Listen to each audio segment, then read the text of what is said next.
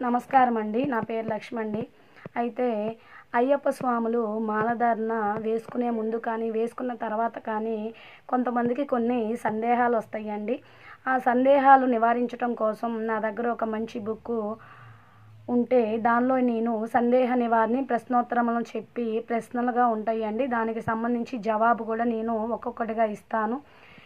నేను ప్రతిరోజు కూడా ఒక్కొక్క వీలైనంత వరకు ఒక ప్రశ్న 2 ప్రశ్నలు ఈ అయ్యప్ప స్వాములు మాల ధరించిన కాలం మండల దీక్ష రోజులు కూడా నేను ఇవి అప్లోడ్ చేస్తూ ఉంటానండి.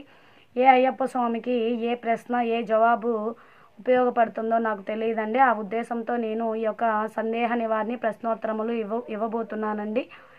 అయ్యప్ప స్వాములందరూ కూడా వీటిని ఉపయోగించుకుంటారని నేను మనస్ఫూర్తిగా కోరుకుంటూ ప్రతిరోజు కూడా ఈ ప్రశ్నోత్తరాలు నేను అప్లోడ్ చేస్తానండి.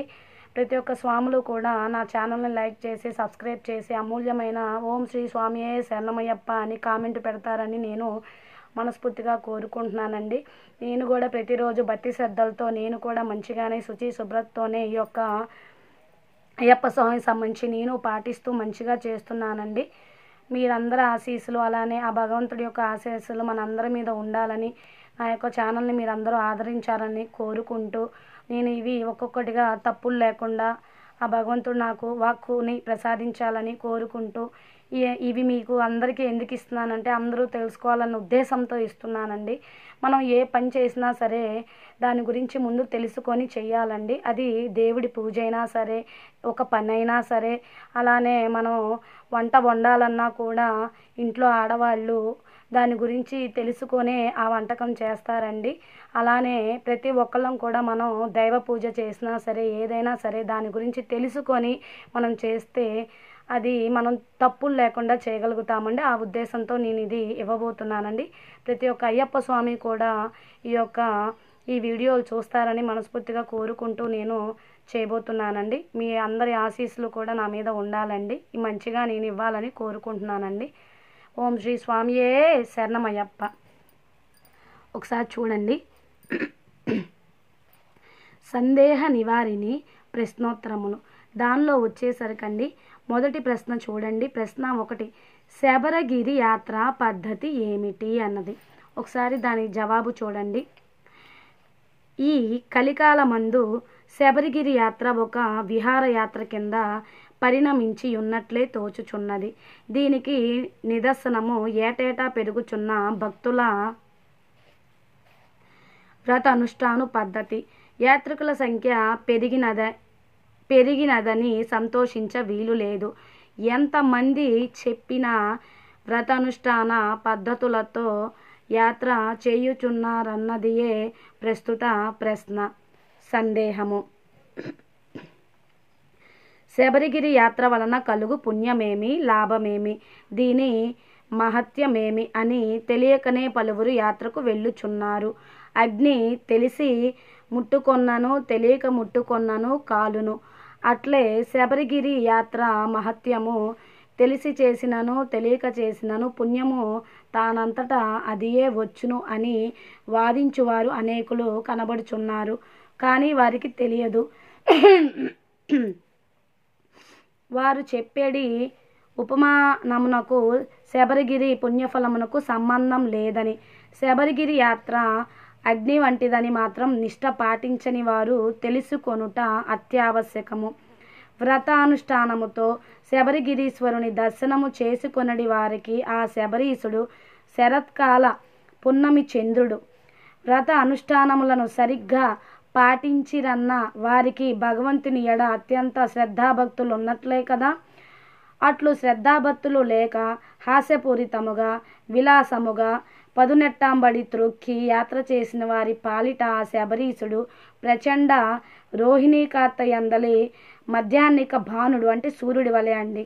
అటువంటి వారి పట్ల అగ్ని తెలియక ముట్టుకున్నాను తెలిసి ముట్టుకున్నాను కాలును అన్న సూత్రము వర్తించుట నిజము. వారు తెలిసి నిర్లక్ష్యముగా యాత్రకు వెళ్ళినను తెలియక యాత్రకు వెళ్ళినను ఫలితము ఉపమాన సదృశ్యమే.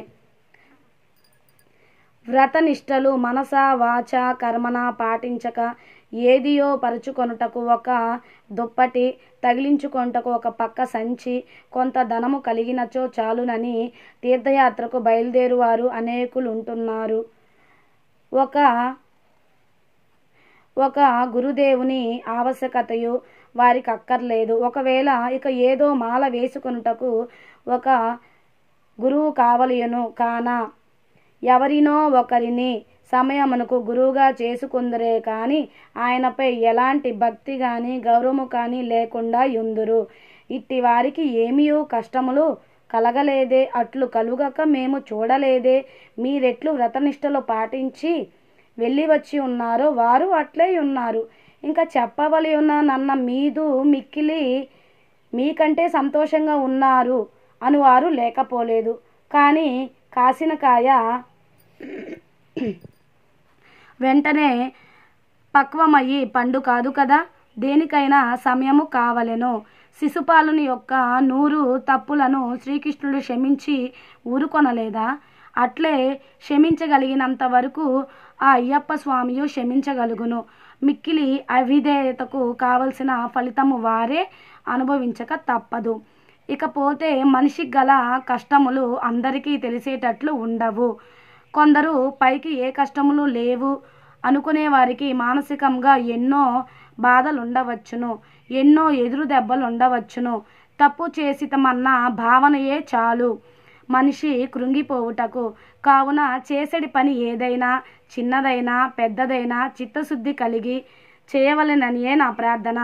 అసలైన నియమనిష్ఠులు తెలుసుకోవాలని, అలా తెలుసుకొని దీక్ష చేసి శబరిమల యాత్ర చేయాలనుకునే భక్తుల కొరకు ఈ ప్రశ్నోత్తర మాలికను అందజేసి ఉన్నాము.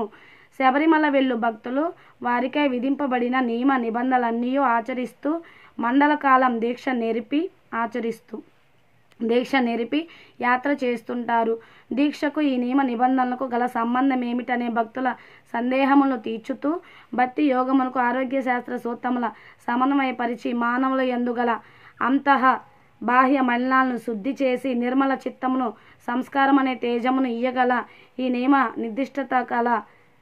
నిర్దిష్టతల వెనుక నిగూఢ పరమార్థములెన్నియో కలవు. ఇది మొదటి ప్రశ్నకు సంబంధించిన ఆన్సర్ అండి. శబరిగిరి యాత్ర పద్ధతి ఏమిటి అని సందేహ నివారణ ప్రశ్నోత్తరములు. మొదటి ప్రశ్న పూర్తయిందండి. రెండవ ప్రశ్న నేను తర్వాత వీడియోలో అప్లోడ్ చేస్తాను. మీరందరూ కూడా అయ్యప్ప స్వాములు ఇవి తెలుసుకుంటారని చెప్పి నేను టైం కేటాయించి నాకు సమయం దొరుకుతుందండి నిద్రపోవడానికి. కానీ మా బాబుని నేను అంగన్వాడీ స్కూల్కి పంపించుకొని నేను ఈ అయ్యప్ప స్వాముల కోసం కార్తీక మాసంలో అందరూ మాల ధరిస్తారండి. అందుకని చెప్పి వాళ్ళకి నేను సరైన సమయంలో సరైన కంటెంట్ ఇవ్వగలుగుతానన్న ఉద్దేశంతో ఈ పుస్తకంలోని ప్రశ్న జవాబుల్ని నేను అప్లోడ్ చేసి ఇస్తున్నానండి. ఎందుకంటే ఇవి పాతకాలం పుస్తకాలండి, అందరికీ దొరకాలంటే దొరకవు. అందుకు ఆ ఉద్దేశంతో నేను అయ్యప్ప స్వాములు అందరూ కూడా ఇవి తెలుసుకుంటాను ఉద్దేశంతో ఇలా నేను సందేహ నివారణ ప్రశ్నోత్తరములు అని చెప్పి పెట్టి ప్లేలిస్ట్ తయారు చేస్తానండి. ఆ యొక్క ప్లేలిస్ట్లో అయ్యప్ప స్వాములు అందరూ కూడా ఈ సందేహాలని నివృత్తి చేసుకుంటారని మనస్ఫూర్తిగా కోరుకుంటున్నానండి. చెప్పా కదండి, మనం నిప్పుని తెలిసి పట్టుకున్నా తెలియక పట్టుకున్నా సరే అది కాలుతుందండి. అలానే మనం అయ్యప్ప స్వామి దీక్ష అనేది తెలిసి మనం చక్కగా చేసుకుంటే అయ్యప్ప స్వామి మనల్ని కరుణిస్తారండి. లేదంటే మటుకి దాని తగ్గ ఫలితం మనం అనుభవించక తప్పదు. ఏముందిలే అని నెగ్లిజెన్సీ ఉండకూడదండి. అయ్యప్ప స్వామి నిష్ఠా నియమాలు ఎక్కువ ఉంటాయండి. వాటిని పాటించగలిగితేనే మీరు అయ్యప్ప స్వాములు మాల ధరించండి స్వాములు. లేదంటే మటుకి అయ్యప్ప స్వామి జోలికి వెళ్ళారంటే మటుకి మనం ఇబ్బందులు కొని తెచ్చుకున్న వాళ్ళం అవుతాము. దేవుళ్ళతో చతురు కాదండి, దేవుళ్ళతో మజాక ఎప్పుడూ చేయకూడదు. దేవుడు అంటేనే శక్తివంతం అండి. మనం ఏముందులే అని ఇంట్లో వాళ్ళని ఎక్కిరించినట్టుగా, బయట మనం పిల్లల్ని ఎక్కిరించినట్టుగా దేవుడితో అట్లా చెలగాటం చేయకూడదండి. కాబట్టి నిప్పు ఎలా అయితే కాలుతుందో భగవంతుడు ముందు మనకి మన తప్పును తెలుసుకోవడానికి కొంత సమయం ఇస్తాడండి. ఆ సమయం అన్నది మనం ఇంకా తప్పులు చేస్తే కృష్ణుడు ఎలా అయితే శిశుపాలని 100 తప్పుకి 100 తప్పులు చేసేంతవరకు ఓపిక పట్టారో భగవంతుడు కూడా చూస్తాడండి. తర్వాత మనకి ఇంకా చూడటానికి మనం ఏమీ ఉండదండి. కాబట్టి అయ్యప్ప స్వాములు అందరూ కూడా ఈ యొక్క సందేహ నివారణ ప్రశ్నోత్తరములు తెలుసుకుంటారని, అలానే తెలియని వాళ్ళకు కూడా అయ్యప్ప స్వాములు తెలియజేస్తారని మనస్ఫూర్తిగా కోరుకుంటూ ఓం శ్రీ స్వామియే శరణమయ్యప్ప.